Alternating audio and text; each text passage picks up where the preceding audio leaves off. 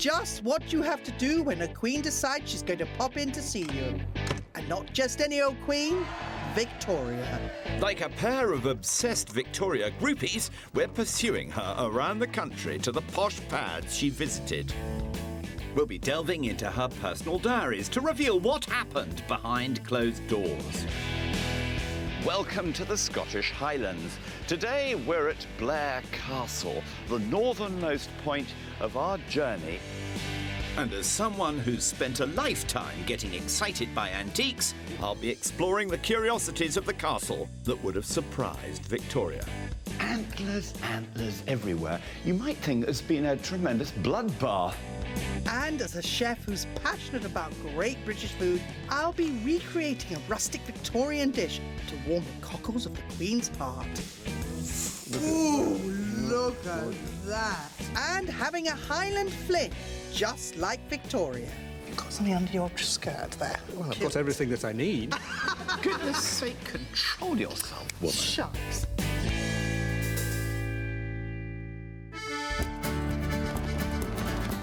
By the time Queen Victoria came to Blair, she'd been on the throne 7 years and had dropped in at more stately homes than she'd had hot dinners. But this trip was different. Queen Victoria didn't come here just for one night. This was one of the longest visits she made on her travels. Indeed, Rosemary. She came here in September 1844 for 3 long weeks. Her husband, Prince Albert, thought it would be the ideal place for her to recuperate following the birth of her 4th child, Prince Alfred, who'd made an appearance a few weeks earlier. Baby Alfred was left at home so Victoria could get some well-deserved rest. The poor girl had churned out 4 sprogs in 4 years, and she was only 25 years old. Lord Glenlyon, the host of Blair Castle, had a brother who worked at the Royal Court in London, who Albert used as his travel agent to make the arrangements. In a letter to Lord Glenlyon 2 months before the visit, his brother wrote, "Prince Albert is extremely anxious that after the Queen's confinement, she should make a little trip for the benefit of her health. They wish to go quietly and without any state, just as a nobleman would go down for a little shooting." The royal couple had said to their hosts, Lord and Lady Glenlyon, "We don't want you to take any trouble." But, and this is the killing bit, they did request full access to the entire estate for the whole of the 3 weeks, and as a result, Lord and Lady Glenlyon had to move out. Well, you certainly can't refuse a royal request like that, could they? No. Well, I'm looking forward to heading downstairs to see how they coped with such a long visit. Good luck with that, Rosemary. Thank you. And I'm heading upstairs to find out quite why they enjoyed the place so much. Because of the private nature of the visit, Albert had given strict instructions to keep this top secret. Fat chance of that. They arrived by sea on the royal yacht after sailing all the way from London to Dundee. By the time they docked, hordes of adoring subjects and a 21-gun salute were awaiting them to celebrate the Queen's arrival. The royal couple may have left baby Alfred at home, but they did bring their eldest, Princess Victoria. From Dundee, they made the 4-hour journey by horse and carriage to Blair Castle in Fife. When Queen Victoria arrived, there were 200 Highlanders lined up to greet her. They formed, effectively, her bodyguard for the duration of her stay. They formed part of the Scottish infantry regiment known as the Atholl Highlanders, commanded by the Duke of Atholl, whose traditional home was here at Blair Castle. This photograph, taken at the time of the visit, shows the guards lined up outside the castle. As a present for guarding her during her stay, Victoria gave the Atholl guards their own coat of arms, making them, to this day, the only private army in Europe. She also threw in a couple of cannons for good measure. Well, today, we have not 200 Highlanders, we have a single bagpiper. And she's female. I don't know what Queen Victoria would have to say about that.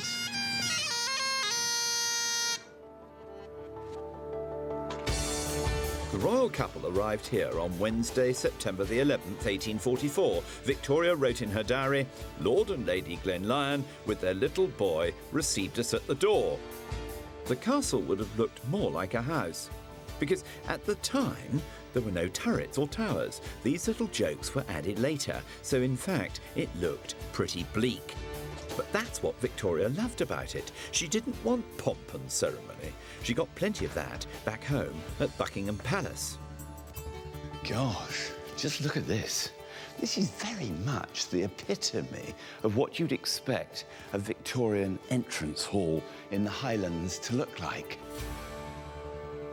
But pride of place in the hall is occupied by this chap, known affectionately as Tilt. The story of Tilt is this. When he was 13 years of age, quite an old codger for a stag, he'd have been defending his territory from another stag, and sadly, he died. Now, the thing is, when Victoria and Albert were here, Tilt would have been about 7 years of age. He'd have been in his prime. So there's every possibility that when the royal couple were out there touring the estate extensively, they could have seen old Tilt here, literally roaming in the gloaming. Poor old boy. On arrival at their Highland hideaway, the royal couple wasted no time in exploring Blair's stunning estate, heading straight to the vegetable garden, which fed the house.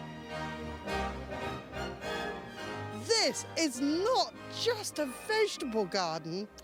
Queen Victoria came here on her very first day of visiting Blair Castle. She wrote in her Highland diary, "We then went into the kitchen garden and to a walk from which there is a magnificent view. This mixture of great wilderness and art is perfection. How lovely." The Hercules Garden, as it's known today, languishes across 9 acres of the Blair estate.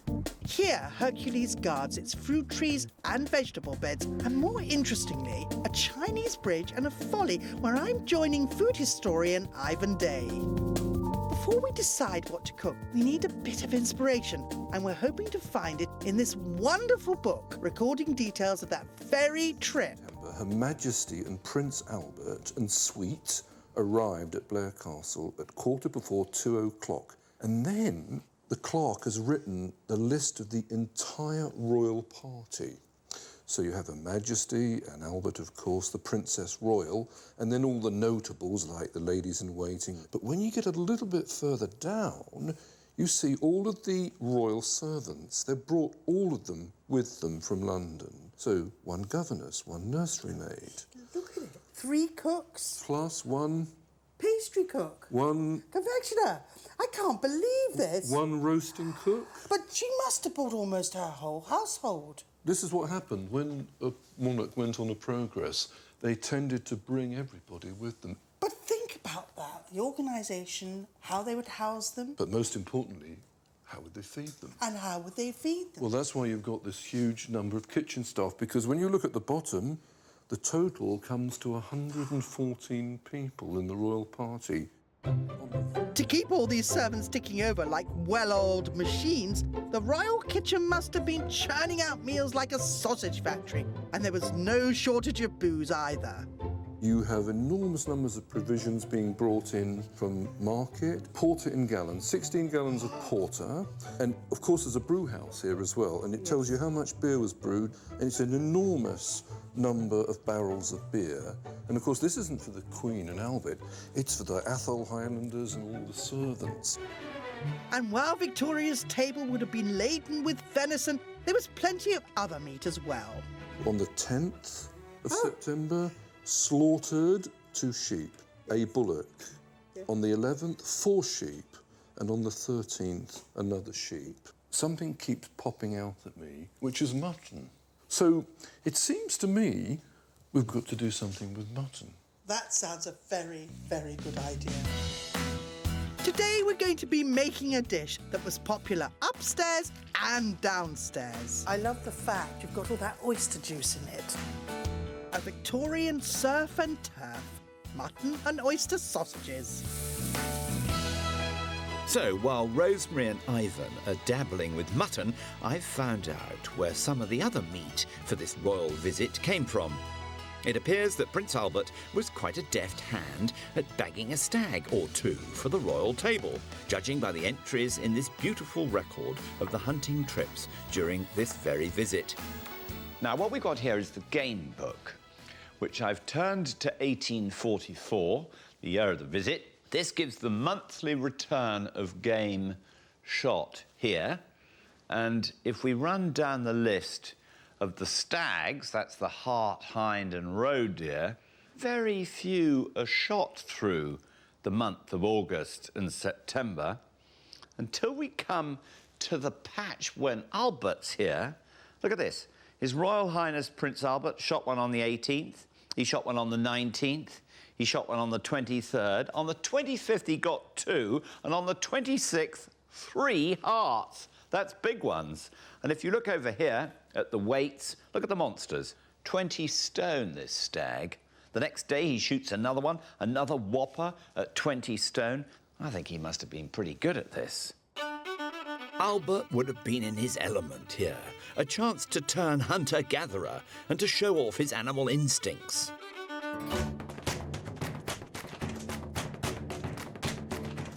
God, look at this. Antlers, antlers, antlers everywhere. You might think there's been a tremendous bloodbath. Well, you'd be wrong, because what these stags do is to shed their antlers annually. And here's our old mate Tilt in 1840 as a 3-year-old. And you follow his progress as a 4-year-old, a 5-year-old, a 6-year-old. And here we go, look, as a 7-year-old in 1844, the year of our visit. These are the antlers he shed that year out there on the hillside. And who knows, they could be the antlers that Victoria and Albert saw. Imagine that. And continuing the rather appropriate antler theme, they've even got one of these wacky things. A candelabra made entirely out of deer horn, but this time constructed in Germany. Oof. Despite being told not to go to any great expense or trouble, the Glen Lions did upgrade some fixtures and fittings to bring its rooms up to scratch. It was the Queen, after all. In the dining room, she might have been drawn to these many paintings of the natural wonders surrounding Blair, in particular this one of Brewer Falls, because we know she made quite an effort to get to the real thing, dragging Albert on a 3-mile hike. And judging by her diary entry, she thought it was well worth it. At every turn, the view of the rushing falls is extremely fine, and looking back on the hills, which were so clear and so beautifully lit up, with the rapid stream below, was most exquisite. 160 years on, you can see what she meant. It was all very well for Victoria and Albert swanning about the glens. But the kitchen staff really had their work cut out, feeding everyone with dishes like the mutton and oyster sausages we're making today. And it's quite a squishy job. The most important ingredient is this lovely mutton, which actually comes from a 4-year-old sheep. Oh, wonderful. In the 19th century, a 4-year-old, or what was called an 8-toothed mutton, because it had 8 teeth, was considered to be the finest. And Really? I agree. Now, the other ingredient, of course, which is absolutely essential, are the oysters. So perhaps you'd like to put those in, Oh, yes, Rosemary. please. Absolutely. Added to the mince is some suet. And after throwing in our oysters, we toss in some parsley and chives. Right, so in they go. And I know you love to get your hands I do, in. I So do. would you like I to have start washed my hands. mixing it all together? Right, so in I go. I love the fact you've got all that oyster juice in it. Absolutely wonderful. As well as the herbs, I'd crushed a little bit of garlic up with some salt and put that in there. You can almost certainly smell that, can't you? Oh, the smell I'm getting is extraordinary, actually. It's slightly fishy, but not over fishy. Well, mutton, it's got the scent of the hills, and oysters have got the wonderful atmosphere of the ocean, and it really is surf and turf. Now, that looks pretty good to me, but we do have to add a tiny little bit more of the sea in there. There's just 3 anchovies, but just enough to make a difference. Right. So who would have eaten this? Well, sausages were popular with everybody. It cut across all classes, really. So I wouldn't be surprised if Her Majesty did have some for breakfast. Yes. But we know that she did favour some of the traditional Scottish dishes. So she was fond of oatcake, and while she was here, apparently she tried out Scotch broth. Oh, lovely, yes. And one newspaper report tells us that she was acquainted with the wonderful Scottish iconic dish, the haggis. Oh, it's interesting, isn't it? But I think this visit was the beginning of a love affair with Scotland, its Yes. people, and of course its food too. Yes. Now add some ingredients to spice it all up. Starting with ground black pepper. There's an awful lot in there. This is Scotland. Think about haggis and white puddings. They love their food season. Yes. We also need a tiny bit of nutmeg as well. OK.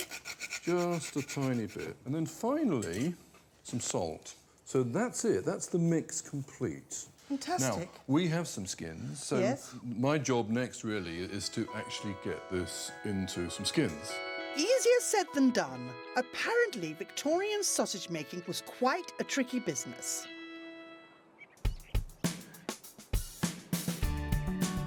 For Queen Victoria and Prince Albert, this was the start of a love affair with Scotland, and they spent as much time exploring the great outdoors as the weather would allow, making the most of the privacy they could never get in London. The Queen was a creature of habit, even on holiday, and the newspapers reported that when at Blair, she was often seen walking in the castle grounds at 7 o'clock in the morning. She liked to breakfast between 8 and 9, she had lunch at 2 o'clock, and in the afternoon, around 3 or 4 o'clock, she'd head off around the estate, either in a carriage or on a pony. And on top of this, the Queen insisted that every day a bouquet of fresh pulled heather and a bottle of spring water from the nearby Glen Tilt should be put in her room. And over there, just tucked inside the trees, is a substantial property called Old Blair. Now, this was the house that was occupied by the Glen Lions agent, or factor, and it's the house that the Glen Lions had to retire to for the 3 weeks of Victoria's visit. Of course, that meant that Captain Macduff, the factor, had to move out also. So you see, there was quite a lot of rearrangement of accommodation to enable the Queen's Highland holiday.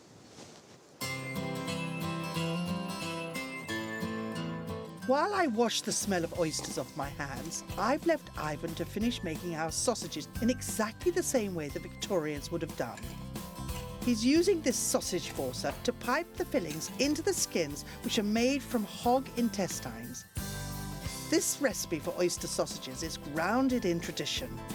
We know they've been made for a couple of centuries, and you might be surprised to know that unlike today, in Victorian times, oysters were in such plentiful supply that everyone ate them, from the very poor to the rich aristocrats. So there we go. 1 oyster and mutton sausage. For Victoria, Blair's vast open landscapes were the perfect post-natal tonic. But for Albert, this trip was all about indulging in his passion for deer stalking. The estate today is a massive 140,000 acres, but that's just half the size it was when the royal couple visited. Just one gamekeeper looked after the whole lot. Ha-ha! Sandy, is it? And more than 160 years on, it's still down to one man, Sandy Reed. Do you think the stalking game has changed a lot since Albert was out on the hill having a go himself? It's changed a bit, I suppose, but not as much as people would think. The most important thing in the stalker's life is direction of wind. And that's the first thing a stalker would do in the morning. Smell the weather. Checks what the wind's doing. Because this silent approach is the same irrespective of which century you're in, isn't it? Doesn't matter. So how close would, in the 1840s, say, Albert have to have got to his stag before he could have a go? They would try to get within 80 or 100 yards. Would they? 80 to 100 Aye, yards? they would need to be pretty close or closer than that. And the whole stalking game is going on your belly, Yeah. maintaining the lowest profile, so That's it. the prince is there, scrabbling Eating around on along. his Yeah, tum, yeah. going through a little burn Yeah. to get downwind and up to this magnificent Yeah, beast, yeah. and 80 yards. The Illustrated London News, the popular rag of the day, produced a number of sketches from the visit to Blair. Here we can see Albert taking aim at some fleeing deer with Lord Glenlyon to his left. Now, we know that Albert racked up some big numbers, but interestingly, when his wife was in the hunting party, it appears he wasn't quite as fortunate. Recalling one of these trips, she wrote, "He has been very unlucky and lost all his sport, for the rifle would not go off just when he could have shot some fine harts." Was it the pressure of the trouble and strife looking over his shoulder? Well, Sandy, my gosh, you can tell you're in the Highlands here, can't you? Sandy has brought me to a wonderful viewpoint, and from here we can see where Victoria's favourite jaunts took her. We got the castle down there. The castle sitting there, Yeah. and then we've Tulloch there. Tulloch Hill. Yeah, Now, that's it. Victoria was very keen on that because she put in her diary that she had the most romantic drive that you can imagine, which supposedly would have been with a pony, would it, up that Oh, hill? yes, aye, they would have the ponies and have a picnic up Had on a the top. picnic. Yeah. And is it a good view from the top? The views from the top are fantastic, looking back up into Glentilt here. And this is that very view Victoria and Albert would have enjoyed, seen in a drawing in the report of her visit. In the distance, in the centre of the valley below, you can see Blair Castle. Victoria wrote, "The view is like a panorama. You see the falls of the Bruar and a whole range of distant hills.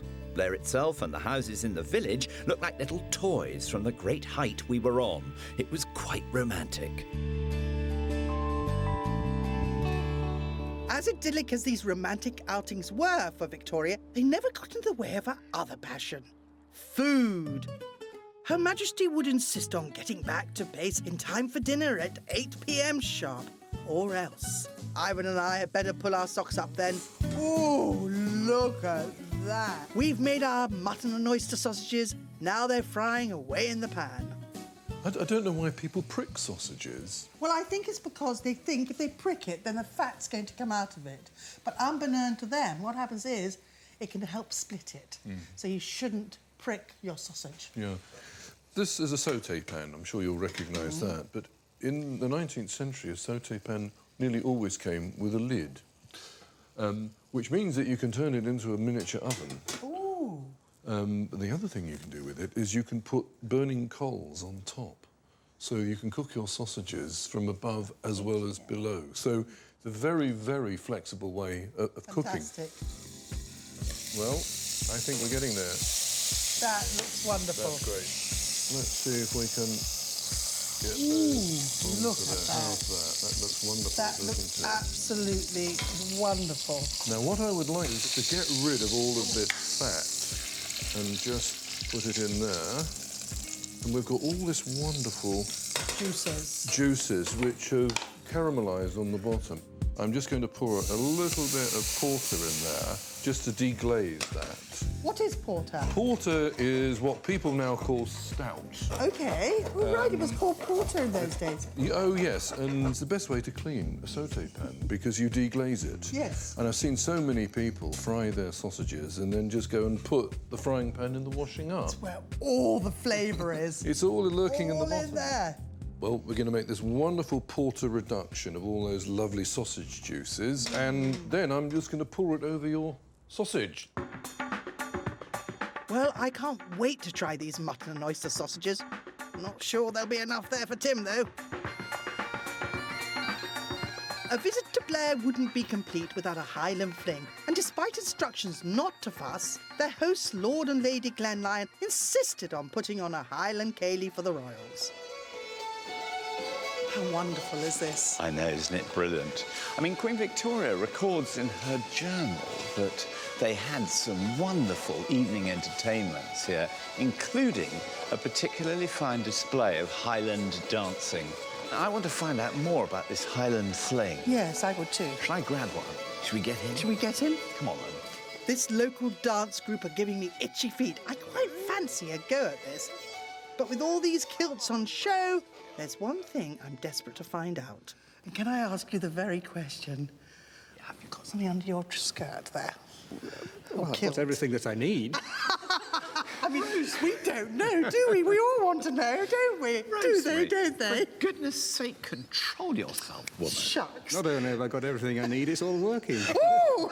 Listen, I hate to Dangerous. break you two up and all of that. This is a family show. dear. Tell me, Robin, who would have been dancing, though, when Victoria was here? All the social orders or simply the toss? Oh, yes, the whole lot. Everybody. I think it's great fun. Actually, quite exhausting, too, because these dances that? last quite a long time. Yes, and you've chosen one of the longest ones. Yes. I think you should have a go, Rosemary. Do you think so? I think you should. I mean, like Prince Albert, I'm going to No, stand what about back. you? No, Come I'm on. going to stand back and watch, actually. Coward. Come on, I'm going to do it. I'm up for it. I love it. Time to see if Twinkle Toes is as hot on the dance floor as she is in the kitchen. The last Friday night of their stay in the Great Hall, Victoria and Albert attended a ball with an exhibition of national dance. Although we have no record that they danced together, it's quite likely they were in the mix. After all, we do know her Madge loved a boogie, and so I can't imagine she would have passed up a chance like this. It must have been a great party, because the next morning, Victoria and Albert complained of head colds. Well, it seems that our very own Queen of the Cooks is also a bit of a mover, so watch out, Strictly Come Dancing. It's great fun. I wish really all my enjoy beginners were as good as Well, if my shoes weren't falling off. That's your chat-up line, Well, anyway. I tell you what, that was actually quite tiring. I think we should go and get some sausages now. Thank you so much. Well done, Rosemary. That was brilliant. Well, after all that Highland dancing, I've built up quite an appetite. Time to reveal our tasty sausage treat to Tim. Mutton and oysters. Mutton and oysters, a long-forgotten recipe. Now, this would be the sort of thing that I suppose if Victoria and Albert were going off for a picnic, they'd take a sausage like this with them, would they? Exactly. Well, I have to tell you, I particularly like the period cutlery that we've got here. Slightly rusty. Yes. Very, very good for your intestine. Nice stag horn handle. Eat.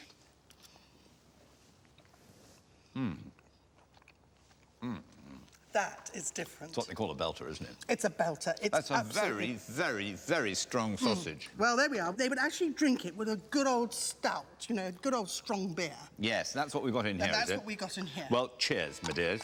To the Highland thing. Absolutely right. Lovely. For Victoria and Albert, this 3-week holiday at Blair Castle planted the seed for a lifelong passion for Scotland. And 8 years later, this love affair was cemented with the purchase of their own Highland retreat, Balmoral Castle, just over the hills from Blair. But our next stop on Victoria's tour takes us south of the border to another stately home, Burley in Lincolnshire, where the royal couple had a christening to attend.